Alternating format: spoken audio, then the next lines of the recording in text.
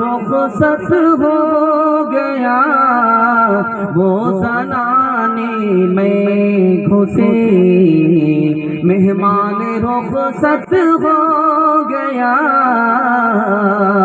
میں انہوں نے بھی اب ان کے پاس کیوں کر دل لگے، میں انہوں نے بھی اب ان کے پاس کیوں کر دل لگے، میں انہوں نے بھی اب ان کے پاس کیوں کر دل لگے، میں انہوں نے بھی اب ان کے پاس کیوں کر دل لگے، میں انہوں نے بھی اب ان کے پاس کیوں کر دل لگے، جانور ایک رہ گیا،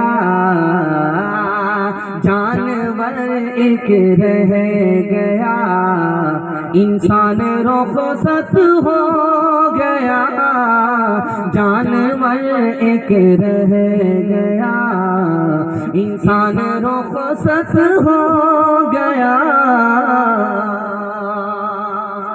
پیغام جوانوں کے حوالے سے ختم ہو گیا۔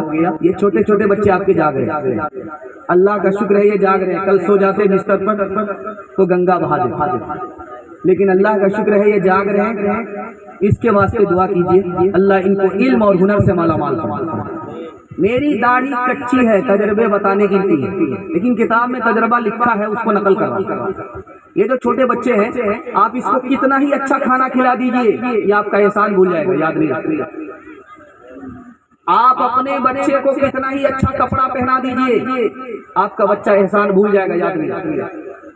کتنا ہی اچھا مکان بنا کر کے بچے کو دے دیجئے، اس کے زمانے میں وہ مکان مقبرہ بن جائے گا، اس کو پسند نہیں آئے گا، اٹھا کر کے پھینک دے گا، آپ کا کوئی احسان یاد نہیں رکھتے۔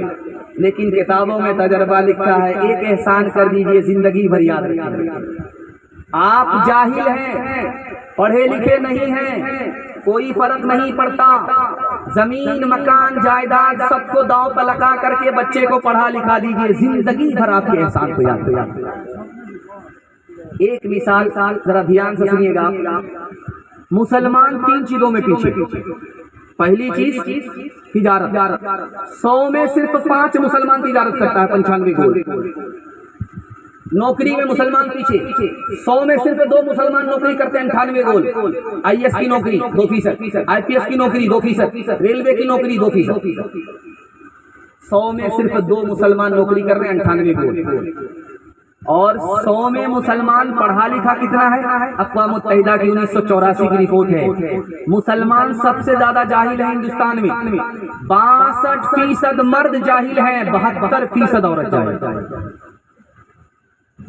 ایک بادشاہ گزرا ہے، اس کا نام تھا عمر بن عبدالعزیز، دعا کیجئے اللہ ان کی قبر کو دور سے بن۔ کتنے بیٹے چھوڑ کر کے مرے؟ 11 بیٹے۔ کتنا پیسہ چھوڑا؟ اپنے 11 بیٹے کے لیے 17 روپیہ۔ لوگوں نے کہا کہ ہاتھی کے منہ میں زیرہ، کیا ہونے والا؟ 11 لڑکے، 17 روپیہ، کس کا گزارا ہوگا؟ تو کہنے لگے میں نے اپنے بیٹے کو تمام لوگوں کے بیٹے سے زیادہ علم دیا ہے، میرا بیٹا بھوکا نہیں رہے گا، غریب نہیں رہے گا، غنی ہو جائے گا۔ ایک بادشاہ گزرا ہے، اس کا نام تھا عمر عبد الملک ابن مروان۔ اس نے اپنے تمام بیٹے کو بلا کر کے کہا کہ میں اتنی دولت چھوڑ کر کے جا رہا ہوں کہ 17 نسل بیٹھ کر کے کھاؤ گے، تم کو کہیں پر کمانے کی ضرورت نہیں۔ اس کا پوتا جامع مسجد، مصر کی جامع مسجد پر کھڑا ہو کر کے بھیک کا کٹورا لے کر کے لوگوں سے کہہ رہا ہے میرے دادا نے یہ مسجد بنائی ہے، میرا حال اچھا نہیں ہے، مجھ کو بھیک دے دو۔ جس نے اپنے بیٹوں کو مال دیا، علم نہیں دیا، اس کا بیٹا بھیک مانگ رہا ہے، کنگال ہو گیا۔ جس بادشاہ نے اپنے بیٹے کو علم دیا، مال نہیں دیا، اس کا بیٹا مالا مال ہو گیا، غنی ہو گیا، وزیر، گورنر۔ اس لیے میں ہاتھ جوڑ کر کے آپ سے کہتا ہوں مال بچانے کی کوشش مت کیجیے، بچے کی تعلیم پر جتنی دولت لگانی پڑے لگا دیں، انشاءاللہ کھلانے میں آگے رہیں گے، پڑھانے میں پیچھے رہیں گے، ہاتھ اٹھا دیجیے انشاءاللہ۔ ماشاءاللہ برابر ہمارا ساتھ دے رہے ہیں۔ آپ دیکھیں گے تجربے کی بات ہے، جس کا بیٹا جتنا کالا ہوگا اس کی ماں اتنا زیادہ صابن لگاتی ہے، کسی طرح یہ کالیا گورا ہو جاتا، لیکن وہ صابن تو کالا ہو جاتا، وہ کالیا گورا نہیں ہوتا۔ لیکن قربان جائیے اس ماں کے اوپر کہ اس کالے کو بھی 14ویں کا چاند سمجھتی ہے۔ بس میرا جلسہ ختم ہو رہا ہے، بچوں کے بعد عورتوں کے حوالے سے 2-3 پیغام صرف باقی ہیں، 5 سے 7 منٹ میں میرا جلسہ ختم ہو رہا ہے، دعا کے بعد انشاءاللہ یہ جلسہ مکمل ہو جائے گا۔ ساتھ دیں گے؟ ہاتھ اٹھائیے انشاءاللہ۔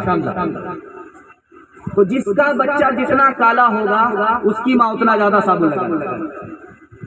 تو بچہ کالا ہے، موٹ موٹے ہیں، بدصورت ہے، ماں نے بیٹے سے کہا بیٹا تم بدصورت ہو، کوئی تم کو اپنی مجلس میں جگہ نہیں دے گی، کوئی اپنی مجلس میں تمہیں نہیں بٹھائے گا، بیٹا ایک کام کرو تم کو لوگ ترقی پر بٹھائیں گے۔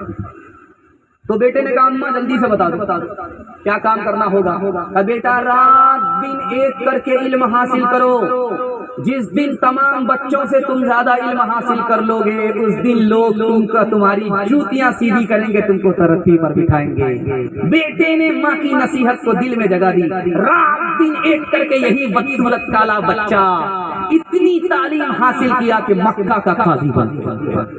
خدا ہے مہرباں، بولو بولو ہے